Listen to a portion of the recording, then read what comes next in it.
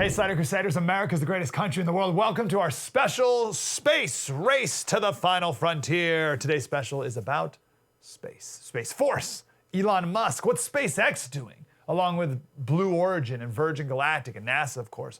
What are China and Russia up to? What will a war in space even look like?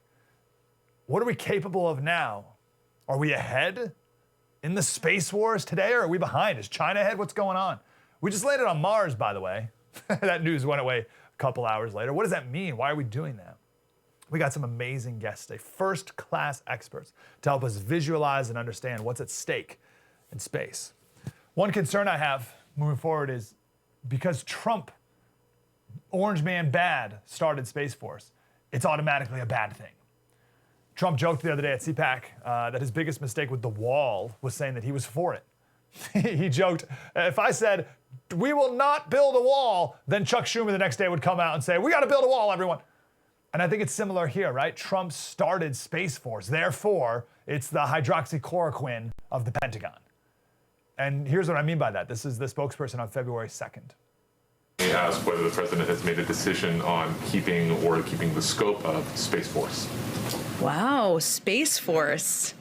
It's the plane of today. It is an interesting question. I am happy to check with our Space Force point of contact. I'm not sure who that is. I will find out and see if we have any update on that. Go ahead. Oh, wow, Space Force. Listen, lady, the Space Force is going to save the world, because if you let China have the ultimate high ground, we're not going to win it. So people on the left or whoever can laugh off Space Force at their own peril. Space used to be this, romantic, peaceful idea. For the good of mankind, we're exploring. But the more we rely on space for satellites, right, the more space becomes a war-fighting zone. And the first country to actually treat it that way will gain supremacy there and then win everything moving forward. Not to mention there's a ton of money to be made here with mining asteroids. NASA estimates that there's $700 quintillion worth of minerals in the asteroid. I don't even know what that is. 700 quintillion? Like what? That's $100 billion for every person on the planet. So like, what does that even look like?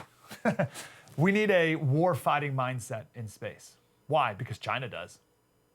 We'll talk about some specifics of that coming up. Before we start here, I just want us to take a deep breath here and just push my thinking on this. This stuff seems so far out and impossible and out of my understanding, obviously, which is why we have amazing experts coming up, but it's exciting. And things are moving fast. And we owe a lot of it to Elon Musk.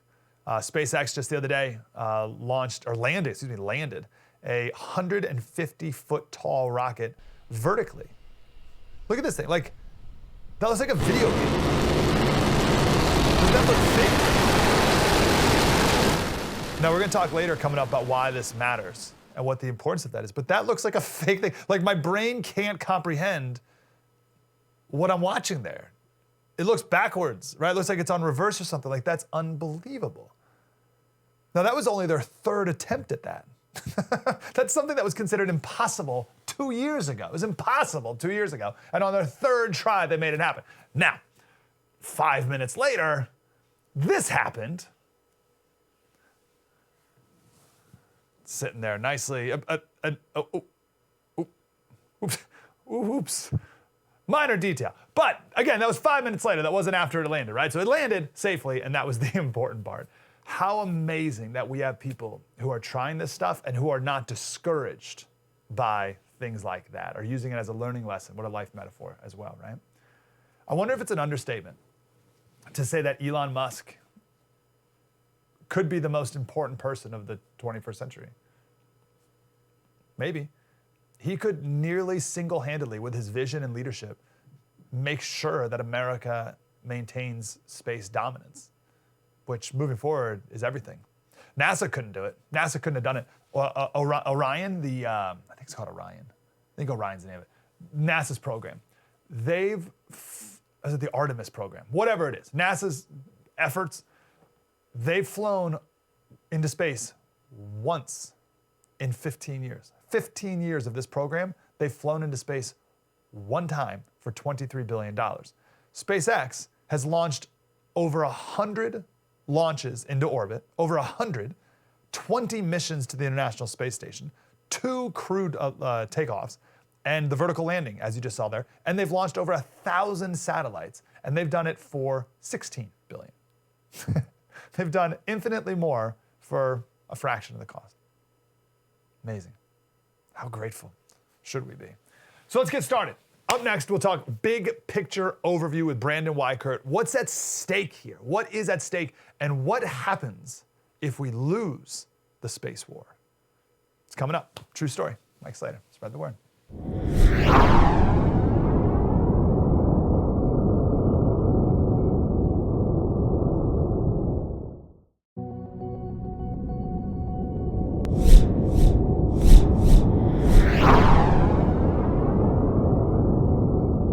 Hey, Slater Crusaders, welcome back to our special space race to the final frontier. I want to go to one of my favorite guests, Brandon Wykert. He's the author of a book that you must read. It is called Winning Space, How America Remains a Superpower. Brandon, how are you, brother? I'm all right. Thanks for having me. Man, good to talk to you. So let's talk, first things first. Why is it important that America has dominance in space? And then we'll define what dominance means, but why is it important that we have it? Well, if you think about it in military terms, it's the ultimate strategic high ground. And if you've ever seen a old war movie, or if you studied history, the armies that have the high ground tend to win the battles and tend to win the wars. So back in the day, during the Second World War, for instance, and every war since, it's always been if you have the air. If you control the air, you can control the ground below and even the ocean below. Well, now we've gone beyond air, and now we are operating in space. And if you know the U.S. military, the way it's established, basically we fight in an integrated way. The Army works with the Navy, which works with the Marines, which works with the Air Force in a seamless, integrated fashion. We have these super fast abilities we can deploy from the United States to anywhere in the world within 24 hours and then sustain operations, as we've seen for the last 20 years in the Middle East, for example. We can sustain those operations with long logistical supply chains. That is all made possible by technology, specifically satellites. And our enemies know that. And our enemies have studied the American way of war, especially since Desert Storm and beyond. And they understand that they cannot fight us in a fair fight. But if they can remove enough satellites from orbit that belong to the United States, they can render our forces on land, at sea, in the air, in cyberspace even, because people forget that cyberspace relies on satellites. They could render those forces deaf, dumb, and blind. And then you could have a real situation where China's army might be able to actually defeat Taiwan and push back the Americans out of the Indo-Pacific. You could have a point where the Russians are able to actually defeat NATO and go into the Baltics and take what they want. Even Iran or North Korea have developed what's known as counter space capabilities, the ability to deny the Americans access to space. And in that case, you could even have a situation where an Iranian or, God forbid, a North Korean force could run roughshod over American allies and the small American forces that are in those parts of the world to defend them. That all makes such perfect historical sense and common sense today. And that's so articulate and clear. So let's help. We did a segment last week on the importance of perspectives. And I have no idea what's going on in space. So give me like an inventory of space. Or what does space look like when it comes to number of satellites and perspective of if you tell me there's 1 million satellites, I don't even know what that means really, right? So can you help me understand and visualize what's happening up there right now? Well, especially today, because now you have not just the United States operating in orbit, but you have Russia, China, you have North Korea now, you have Iran, you have Brazil, India, Israel, France, Britain, Australia. There's even Singapore's trying to get involved now. The United Arab Emirates, Saudi Arabia. You go through the gamut. I mean, there are thousands upon thousands of satellites in orbit right now, and we have very crowded orbits. And so what happens is we now have a situation where the world is dividing, and we're now starting to compete in great power rivalry like we used to have before the Cold War. And now you have a situation where countries are now competing for the most dominant or the best orbits around the Earth, between the Earth and the Moon, and eventually, and China has plans to do this, eventually they will start competing for control over the Moon, control over resources in the asteroid belt, control over Mars, and beyond. And so when we look around the orbit, we see thousands and thousands of satellites belonging mostly to the United States, Russia, and some of the bigger countries, but from small corporations. You have smaller countries. And what you're looking at now is almost a sort of chaotic situation in orbit, wherein if a space war were to break out, which, as I say in my book, it's a question of when, not if, and I think in the next decade we'll know for sure. If a space war were to break out, and they were to, and a country like China or Russia were to start firing anti-satellite weapons into orbit, they could not only take out their intended targets, our systems, but you could have a Kessler syndrome, which is where you hit one thing in space and it ricochets and starts taking out all of the other satellites in orbit. And since we're all operating so close to each other, think of the 2013 film Gravity with Sandra Bullock and George Clooney. The whole basis of that film was Putin tested an anti-satellite weapon in orbit, and it created this cascade of debris that basically destroyed every satellite in orbit, sending the whole world back to the 1970s.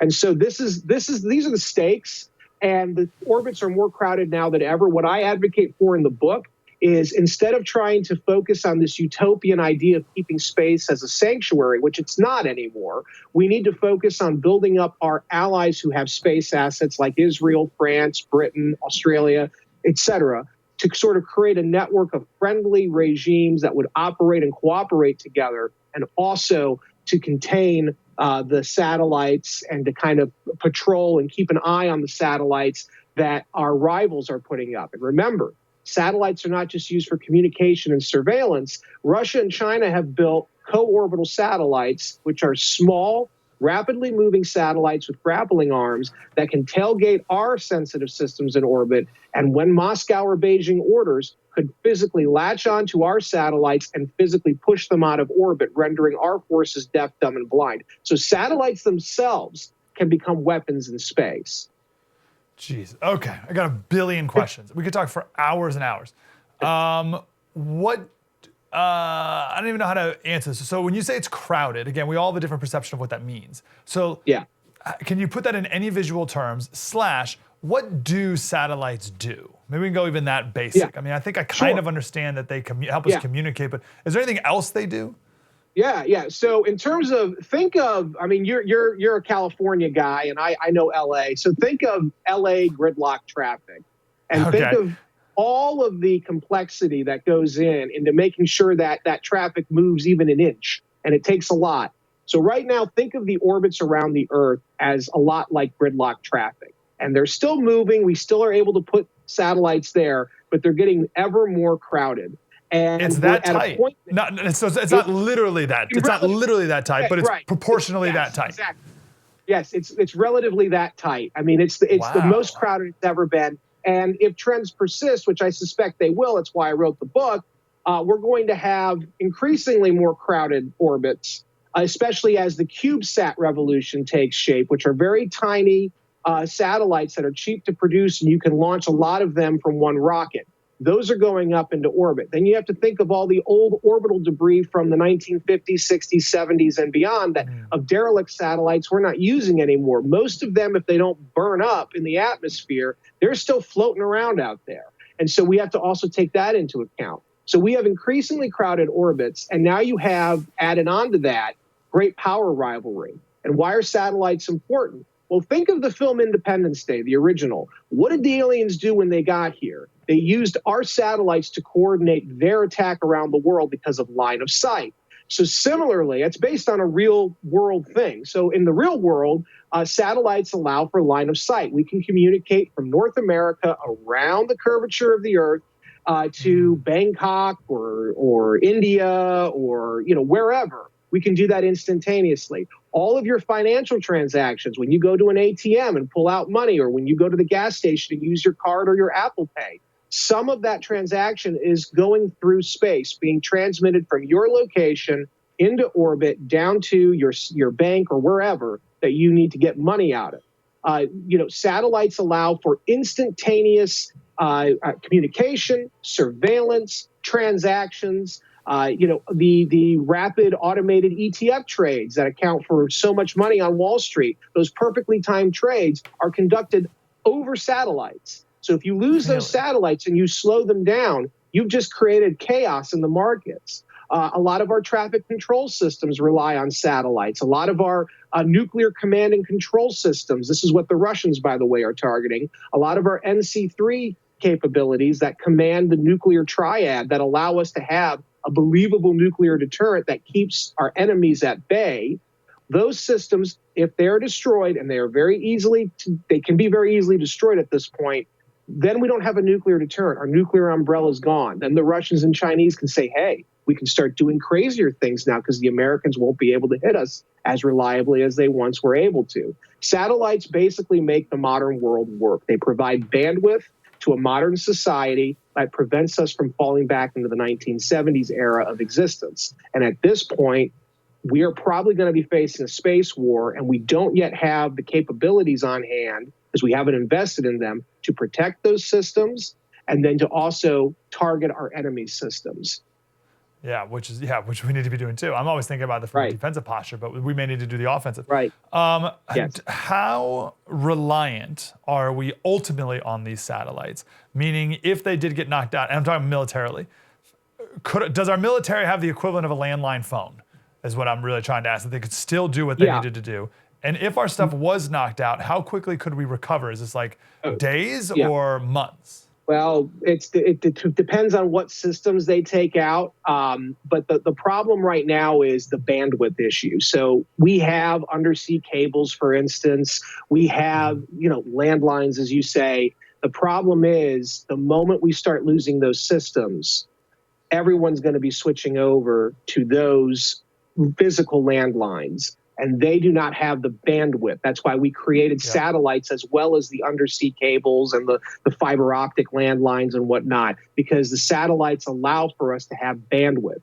It's something that Elon Musk has helped to create with this Starlink, is that basically he's creating a lot of bandwidth added on to the already overburdened system. But the problem is, if you take out enough satellites, or you create that Kessler syndrome where you take out one and then everything else gets accidentally taken out, the military can't just switch over. They'll be able to do some things still, but so much of our society today, civilian and military alike, rely on satellites for the most basic functions, that we could see a complete grinding down of everyday existence, not to mention an inability to defend ourselves militarily. And so satellites are the linchpin. They're the Achilles heel of our great military. And our enemies have figured that out. And our enemies have been seeding the orbits with their own offensive satellite systems. China's developed a laser system that can blind our satellites temporarily, and that would give them a window of opportunity to attack Taiwan or to take more more islands in the South China Sea or in the East China Sea. Russia's doing the same thing. And there's also the traditional surface-to-air anti-satellite missiles, which have been around since the 70s. They can launch them from an airplane. You can launch them from the ground. You can launch them from a ship at sea. And they rise up and track a satellite in orbit and then take it out.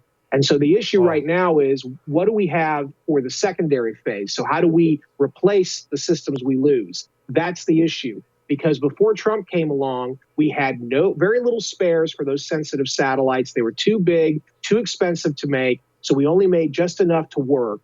And now that with the Space Force, what they were trying to do was to create less complex systems that could be easily redeployed if we were to lose some of our satellites. But that program, as my understanding is, that program is very far behind. And with the new Biden administration, there's a question as to whether or not the Space Force will even really have any resources to do anything. Their operating budget for their first year was only $15 billion. That's a rounding error in the Pentagon. They should be getting the lion's share of new funding, because their mission, I think, is the most important.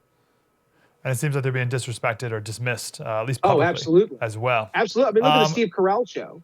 It's considered a joke. Oh, that's right. Yeah. So yeah, you're right. How interesting. So it's publicly and also culturally being mocked. I didn't even think about that part.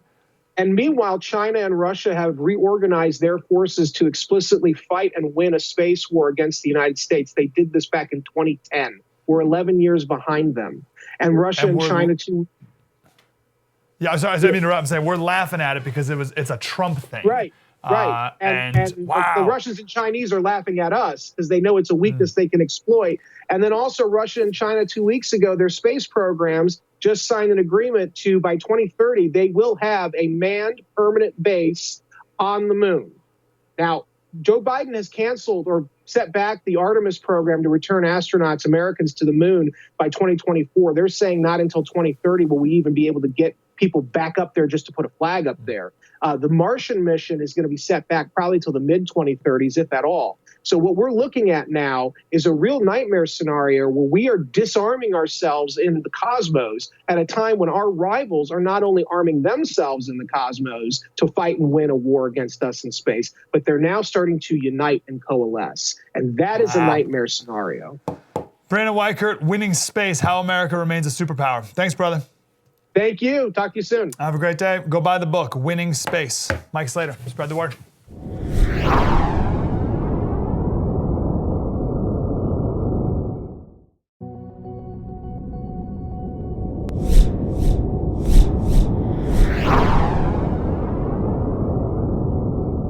Hey, Slater Crusaders, welcome back to our special Space, the Race to the Final Frontier. So we got a wonderful overview from Brandon. Now I want to get and focus specifically on the military aspect of all this. And we're going to go to Colonel John Venable from the Heritage Foundation, 25-year Air Force veteran. JV, how are you, sir?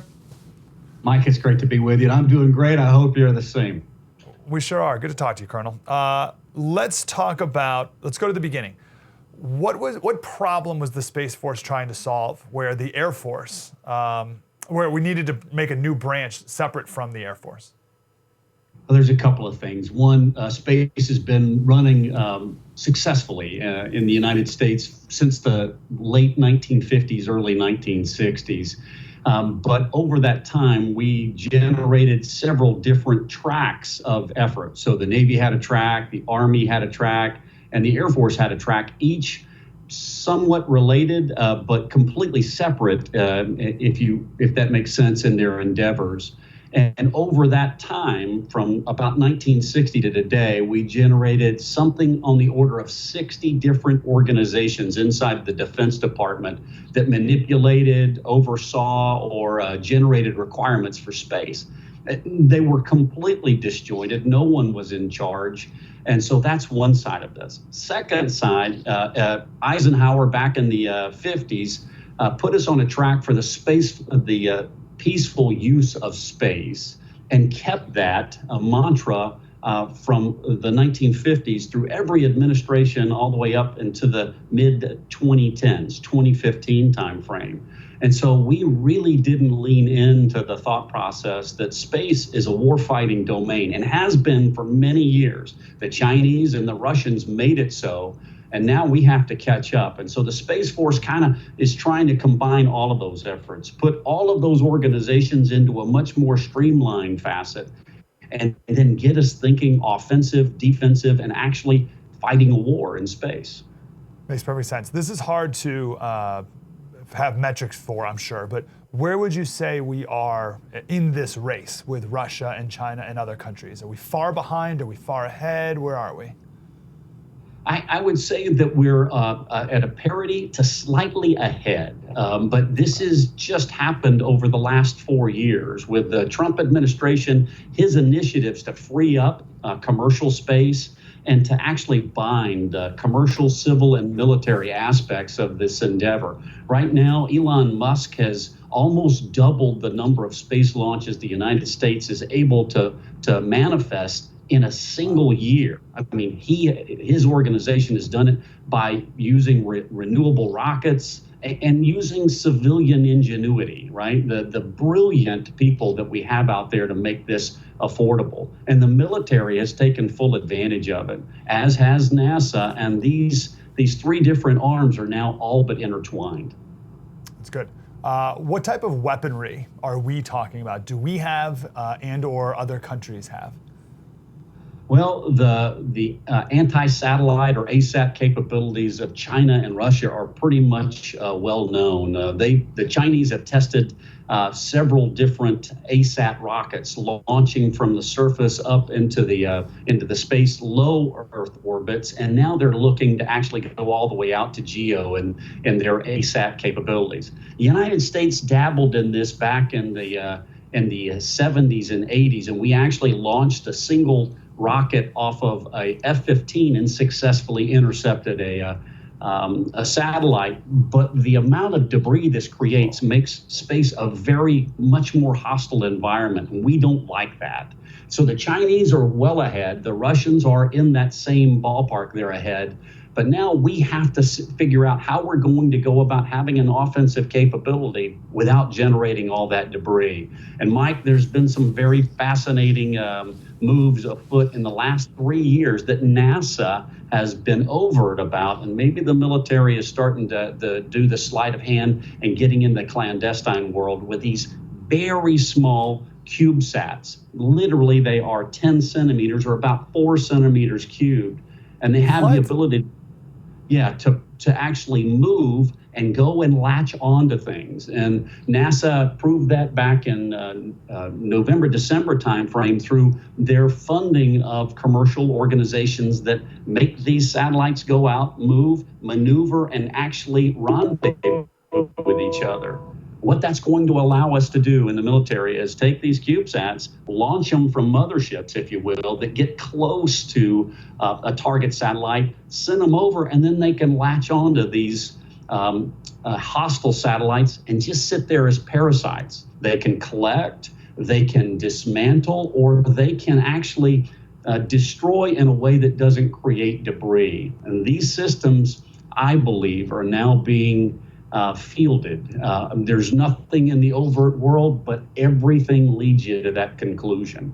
Pretty fascinating. So then the question, absolutely. And then the question is, how do you defend against that? Because surely China and Russia will do the same thing. So how can we come up with a defense to these little tiny rockets that are going to come up and be annoying to ours? We take the lead in that. And we take the offensive lead. But the defensive side is just as important. You've got to know when you're under attack. So I flew the F-16 for a bunch of years, and we had these sensors on our jet that let us know when we were being targeted or were being approached by things. The F-35 has got these same sensors, but they're on steroids, so much better. They can see and sense things that are approaching and actually lock onto those in a passive sense and be able to track those things as they're approaching. And so if we were to field those, we call them radar warning receivers, RWR receivers. If we were to field something like that on all of our satellites, we would know when they're approaching and be able to maneuver out of their way. And so this offensive defensive mindset we've had in the aerospace world for a long time actually is now being fielded in the space world. And I know that that's happening. I just don't know that that's happening, if that makes sense. Yeah. Which leads me to a bigger question I have. A lot of this stuff is like pretty wild, right? I mean, it's like I don't really have a space in my brain for all this space war stuff really until we've started talking about this. And as soon as our last guest, we've talked to him before, so it was a while back, but he said, oh, well, it's just the high ground. Like that's like military strategy 101 is you got to get the high ground, whether it's a hill in medieval warfare or it's the sky during World War II post warfare, and now it's just space. It's just the high ground. So that military principle makes perfect sense. Can you think of any other military principles that still apply to space that can make sense to the average person? And then the second question of that is, what historical precedents are there for what we're seeing right now? Obviously, we've never been to space like this before, but there's been exploring and new frontiers in the past. So what is this parallel to? Yeah. So first question first is the idea that we're blossoming in this capability.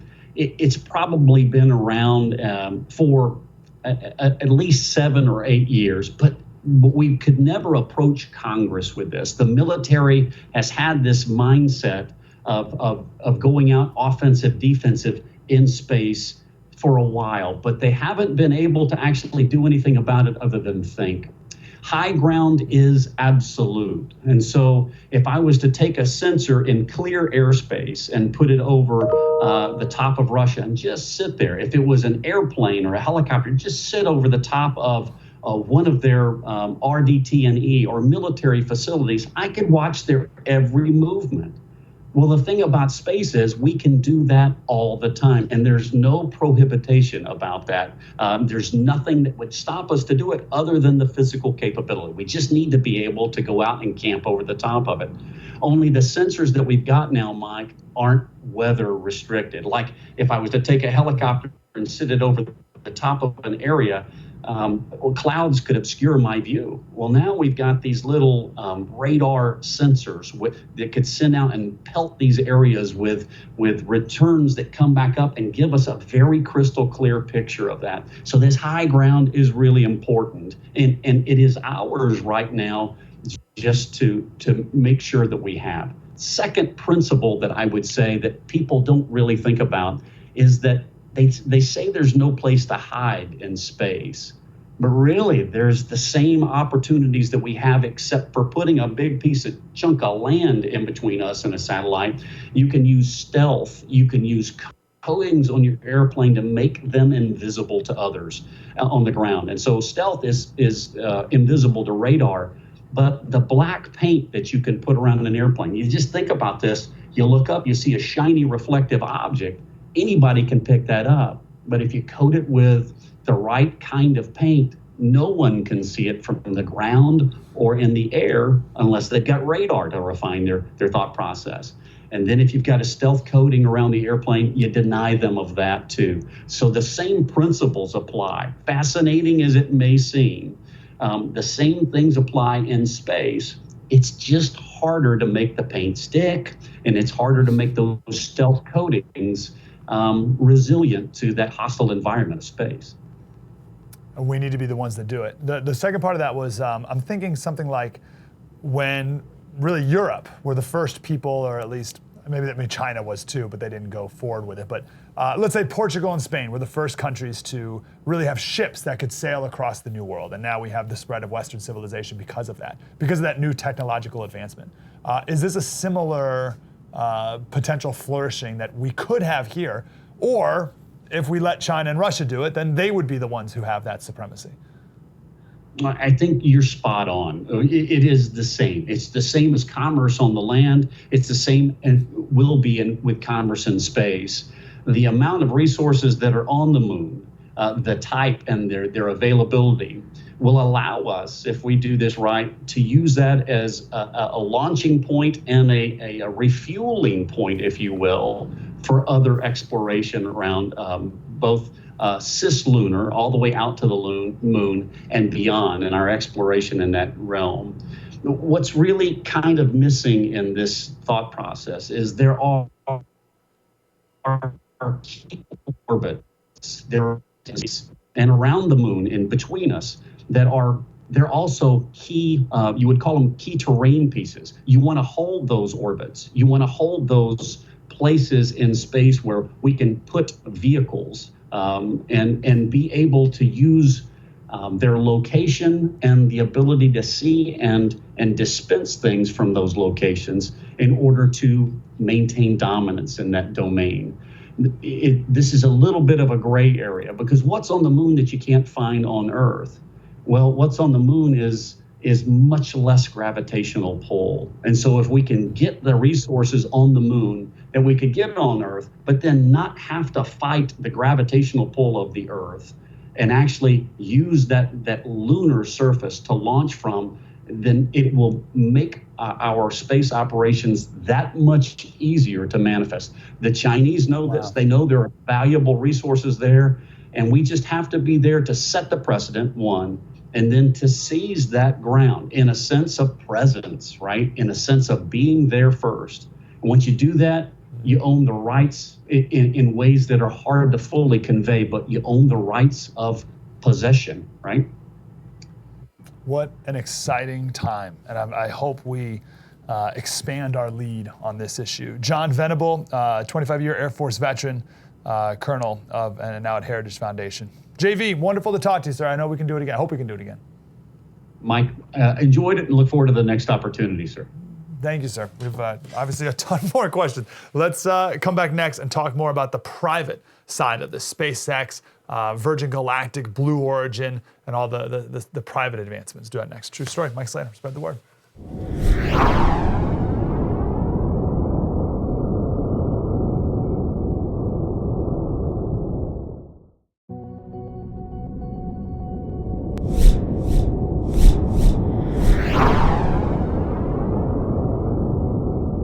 Hey, Slater Crusaders, welcome back to our special about space. In the last segment, we talked about it from a more military perspective, but now I want to talk about it from the private side with SpaceX, but also Virgin Galactic and Blue Origin, and all these different private companies who are getting up to space, which is incredible. I want to go to the author of Liftoff, Elon Musk, and the desperate early days that launched SpaceX, and he's a writer at Ars Technica. Eric Berger. Mr. Berger, how are you, sir?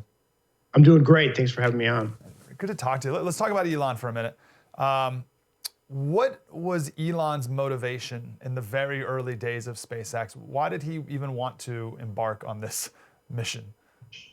So I think you have to go back even to his childhood. He's kind of a space nut, always has been.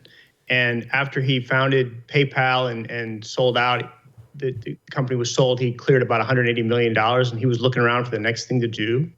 And he wanted to see humans go to Mars and figured that NASA would have a program. It was 2001, after all, years and years after Apollo, and he was disappointed to find out that they didn't. And so he literally founded SpaceX with the goal of sending humans to Mars. It was audacious then, it's audacious now. But if you go back and talk to the earliest people he hired, when he did those interviews with people, he would tell them that was the goal. You know, we're going to build this small rocket, then we're going to build bigger rockets, and one day we're going to send humans to Mars and build a settlement there.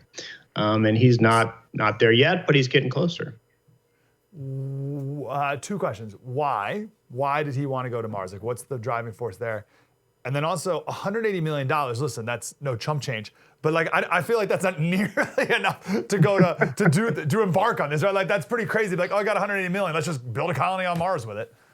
Yeah, so he didn't even put all of that into SpaceX. He put about $100 million in, and the idea was he would get the company off the ground and help it develop a commercial product that satellite customers would want to buy, that the military would want to buy, and that NASA would want to buy. And ultimately, that's what happened. You know, he got important contracts from NASA early on in 2006 and 2008 that helped keep the company going. But at the end of the day, the services that he's providing to them are at half the price or less than other contractors were providing at the time or even now. So he's delivered quite a bit of value to the government. And at the same time, the government has certainly supplied him with contracts to help keep SpaceX going. You know, why Mars?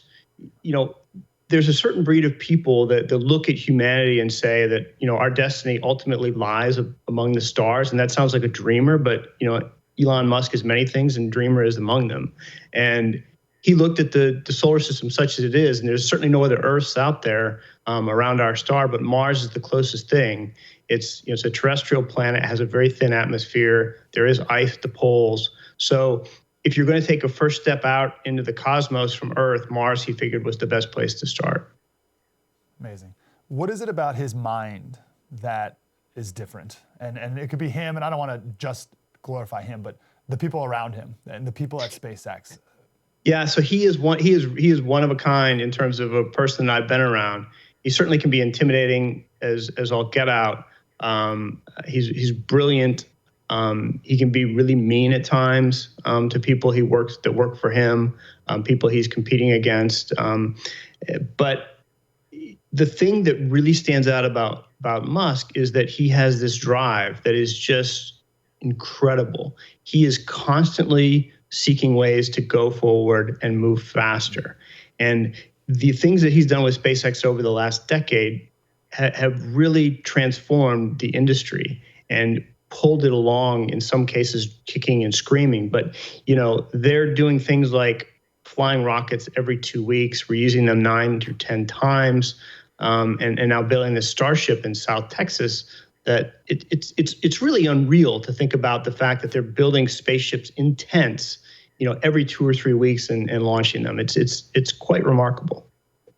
And everyone there, everyone who's doing this, it's what a mission, and what an accomplishment. Now let's bring over to Bezos's project too, right?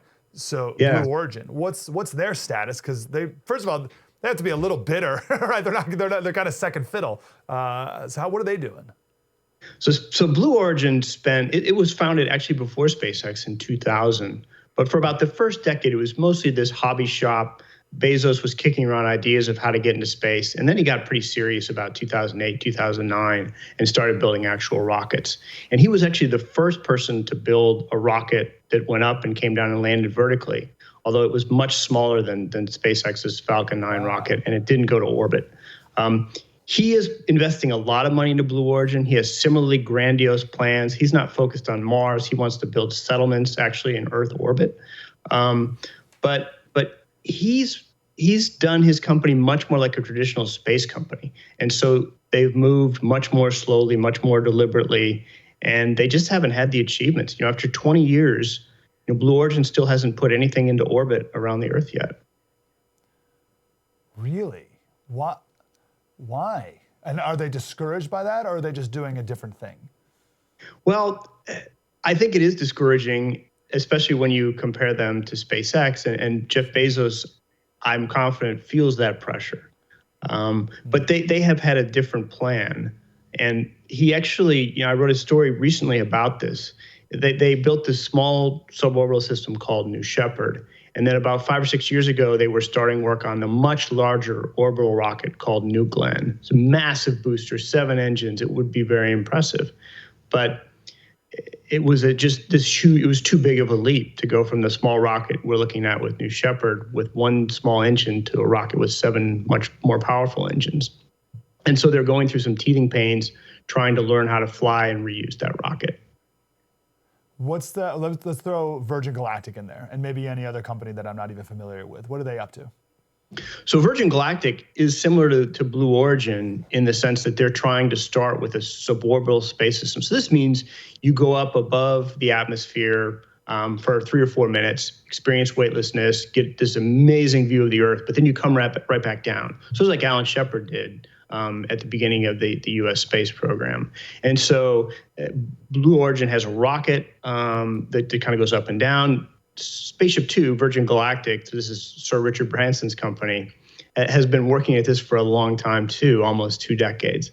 Their approach is different. They have a more aircraft-looking system that has a rocket in the back. So you take off and then you're dropped from a larger aircraft and this rocket sort of shoots you up into space.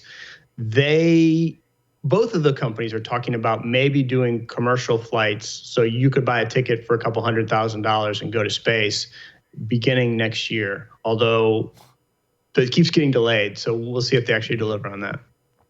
And I don't want to demean what they're doing by any means, but that sounds more pet project-y or something just for like people to do for fun.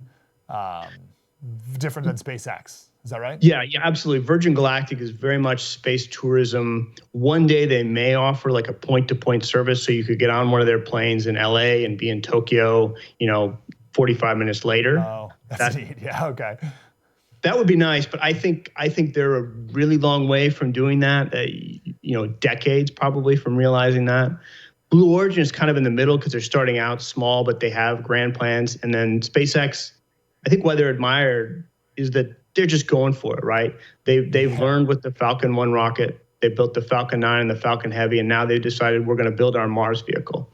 And so they're going as fast as they can in South Texas to try to get the kinks out of that vehicle and get to a final design. And so, when you see the rocket exploding or coming down and landing and exploding, that's really by design. Now, they don't want it to blow up, but they're sort of learning their lessons as they go along, and they can, there you go. It's quite spectacular to see that. But that really does represent progress because they got this data from the flight, they landed, and it looks like they probably had a leaky fuel valve or something that caused that problem. And that's something they'll find in the data, fix, and they're building these every 2 or 3 weeks, so they'll go fly soon. I love how not discouraged they are by something like that. I feel like a bureaucracy in the government or something would like end the space, but there'd be like congressional hearings and they would end the space program because of a blown up rocket or something like that. But Elon's not. What's the biggest technical challenge that either has had to be overcome? Because I'm looking at like a vertical, we played a clip earlier of a rocket landing vertically. It was that one. It looks like a video game. It looks made up. Like my brain doesn't get it. Like it doesn't register this idea of the thing floating down like that. So either technically a challenge that had to be overcome or still to overcome that you're confident will be, even though it seems impossible. Yeah. So like the biggest step for SpaceX to get to Mars was to get the cost down of launch. If you're really going to build a settlement on Mars, Musk has told me he thinks he needs to send about 1 million tons to the surface of Mars. Current launch prices, nothing NASA's doing or any private company is doing can possibly make that affordable. And so with the Falcon 1 rocket and Falcon 9, he's learned how to bring the cost of launch down. He's learned how to do reuse. And so the big thing with Starship is they're now trying to build a fully reusable launch system. So the first stage rocket, the second stage Starship, which they're testing, is entirely reusable. Like it goes up, it comes back, and a couple of days later it flies again. And if you can get to that point, you bring the launch cost down to maybe a few $1 million as opposed to a few $100 million. And then you can start to get much more material in Earth orbit and send it on to Mars. And so the big hurdle really is getting a vehicle that the structure is light enough and you can bring it back through the atmosphere, because a vehicle going around the Earth is going about 25 times the speed of sound. I mean, it's really fast, and you have to bleed off all that energy. And you don't want to spend all of your rocket's mass on propellant to slow it down, and you don't want to have heavy landing legs. So how do you balance that mass and performance? And it's just extremely difficult. 25, what did you say, 25 times the speed of sound? Yeah, it's moving. Yeah, you think it's just floating slowly through the air. We got to run here, Eric, but give me a final thought on the people the scientists behind the scenes who are making this stuff happen. Who are these people? And what an impressive thing they're achieving. Yeah, so one of Musk's talents is finding the smartest engineers, finding the people who are willing to work hard, because back during the Falcon 1 days, they were working 80, 90-hour weeks. There were just a few dozen of them building those first rockets. Today he has more money and a lot more people, but it's still just an insane work environment. And so, I got to sit down on some technical meetings for Starship and other projects, and with him in his executive conference room. And you'd think it would be like him and the senior managers. No. It's Musk, a couple guys in their 30s or 40s, and then it's just kids, like in their 20s, right out of school. So he finds these young, motivated, brilliant engineers and gets them to just work super hard. And so they're the ones out there that are sort of pulling this along. Wow, so awesome. Eric Berger, author of Liftoff, Elon Musk and the Desperate Days That Launched SpaceX, and read all the latest at Ars Technica. Eric, let's talk again, sir. Happy to do it. Thanks for having me on. Appreciate you very much. So awesome. And we need to make sure that America is leading the way. True story. Mike Slater, spread the word.